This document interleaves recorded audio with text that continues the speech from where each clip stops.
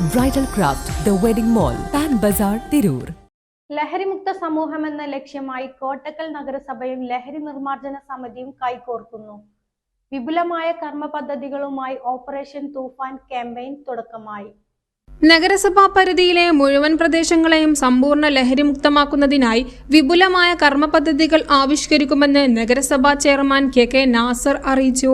ഇത് സംബന്ധിച്ച് നഗരസഭാ യോഗത്തിൽ ചർച്ച ചെയ്ത് അന്തിമ തീരുമാനമെടുക്കുമെന്നും അദ്ദേഹം വ്യക്തമാക്കി. കോട്ടക്കൽ നിയോജക മണ്ഡലം ലഹരി നിർമ്മാർജ്ജന സമിതി പ്രതിനിധികളുമായി നടത്തിയ കൂടിക്കാഴ്ചയിലാണ് ചെയർമാൻ ഇക്കാര്യം വ്യക്തമാക്കിയത്. നഗരസഭാ പരിധിയിലെ വിദ്യാലയങ്ങൾ, ആരാധനാലയങ്ങൾ, പൊതുസ്ഥാപനങ്ങൾ എന്നിവ കേന്ദ്രീകരിച്ച് വിപുലമായ ബോധവൽക്കരണ പരിപാടികളും ചർച്ചകളും സംഘടിപ്പിക്കും.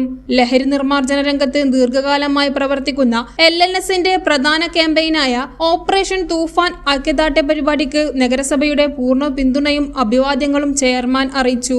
തുടർന്ന് LNSS നിവേദക സംഘം കോട്ടക്കൽ പോലീസ് സ്റ്റേഷൻ സന്ദർശിച്ച് അധികൃതർക്ക് നിവേദനം സമർപ്പിച്ചു. പോലീസ് ഉദ്യോഗസ്ഥരായ അനീഷ്, ജോസഫ്, മായ തുടങ്ങിയവരുമായി സംഘം ചർച്ച നടത്തി. ലഹരി വിരുദ്ധ പ്രവർത്തനങ്ങൾക്ക് പോലീസിന്റെ ഭാഗത്തുനിന്നും സർവ്വ പിന്തുണയും സംരക്ഷണവും ഉണ്ടാകുമെന്ന് അധികൃതർ ഉറപ്പു നൽകി. കേരളത്തെ ലഹരി മുക്തമാക്കാൻ എല്ലാവരും ഒറ്റക്കെട്ടായി ലഹരി മാഫിയയെ തുരത്തേണ്ടത് അനിവാര്യമാണെന്ന് പോലീസ് ഉദ്യോഗസ്ഥർ ഓർമ്മിപ്പിച്ചു. കേരള സർക്കാരിന്റെ ലഹരി വിരുദ്ധ യജ്ഞം വിജയത്തിലെത്തുന്നത് നല്ലൊരു സമൂഹത്തിന്റെ വളർച്ചയ്ക്ക് ഗുണകരമാകുമെന്ന് LNS ഭാരവാഹികൾ പ്രസ്താവിച്ചു. ഇതിന്റെ ഭാഗമായി വിദ്യാർത്ഥികൾക്കായി പ്രത്യേകം തയ്യാറാക്കിയ ലഹരി വിരുദ്ധ ബോധം ലഘുരേഖകളും LNS ടീം വിതരണം ചെയ്തു.